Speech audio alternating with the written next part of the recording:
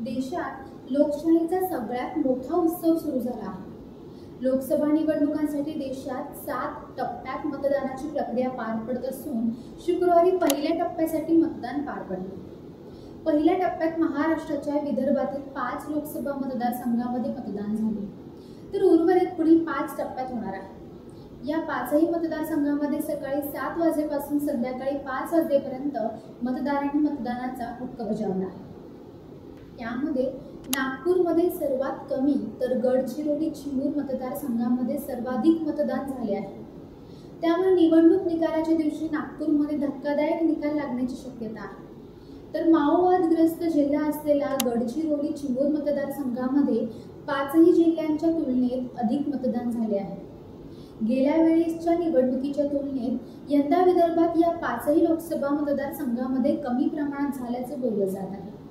त्यामुळे पुढील उर्वरित निवडणुकीत होणाऱ्या 5 टप्प्यातील निवडणुकीच्या मतदानासाठी मतदार राजा पुढे सरसावणार का, असा प्रश्न उपस्थित होत आहे। शुक्रवारी झालेल्या पहिल्या टप्प्यात राज्यात सरासरी 55.29% तर देशात सरासरी 62.37% इतकं मतदान झालं आहे।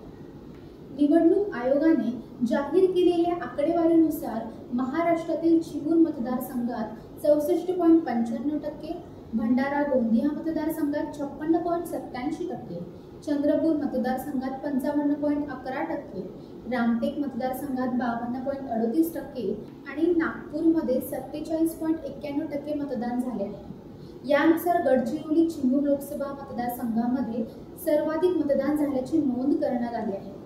उष्णतेचा पारा लक्षात घेता सकाळच्या टप्प्यातच मतदानाचा हक्क बजावण्यास मतदारांचा कल दिसला। मात्र प्रखर उष्णतेचा वाढता पारा लक्षात घेता दुपारच्या सत्रात लोकांनी मतदान करणे टाळले आहे। तर नागपूरच्या मतदानाची आकडेवारी ही चिंतेची बाब आहे। या ठिकाणी नागरिकांनी स्वतःहून मतदानास येणे अपेक्षित असताना कमी प्रमाणात मतदार पुढे आल्याचे पाहायला मिळते। त्यामुळे पुढील टप्प्यातील मतदानामध्येही अशीच परिस्थिती पाहायला मिळू शकते। गडचिरोली चिमूर लोकसभा मतदारसंघ हा माओवादग्रस्त असल्याने माओवादी ही सुरक्षा दलाच्या जवानांवर प्राणघातक हल्ला करणे, स्फोट घडवून आणणे, सरकारी मालमत्तेचे नुकसान करणे इत्यादी देशविघातक कृत्य करत असतात। या निवडणुकीच्या अनुषंगाने सदर मतदान प्रक्रिया निर्विघ्नपणे पार पाडण्यासाठी गडचिरोली पोलीस दल पूर्ण तयारीनिशी सज्ज झाले होते।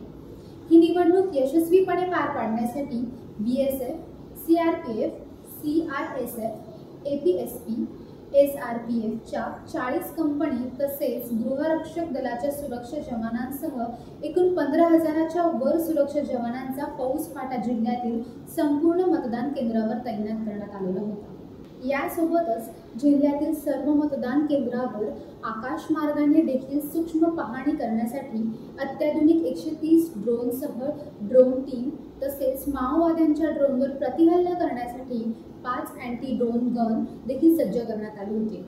यासोबतच भारतीय वायुसेनेचे 3 Mi-17 व 2 ALH आणि भारतीय लष्कराचे 2 ALH असे एकूण 7 हेलिकॉप्टर हे गडचिरोली पोलीस दलाच्या मदतीला तैनातीस असून गडचिरोली पोलीस दलाच्या 2 हेलिकॉप्टरसह एकूण 9 हेलिकॉप्टरच्या सहाय्याने गडचिरोलीतील विविध संवेदनशील व अतिसंवेदनशील ठिकाणी मतदान कर्मचाऱ्यांना पाठवण्यात आले होते।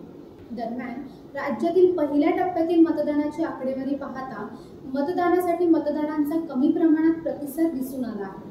त्यातच गेल्या काही वर्षात राज्यातील राजकारणात घडलेल्या राजकीय घडामोडींचाही परिणाम पहिल्या टप्प्यातील मतदानावर जाणवल्याचे दिसून येत आहे। त्यामुळे उर्वरित 5 टप्प्यात तरी देखील मतदानाची आकडेवारी वाढेल की कमी होणार याबाबत साशंकताच आहे।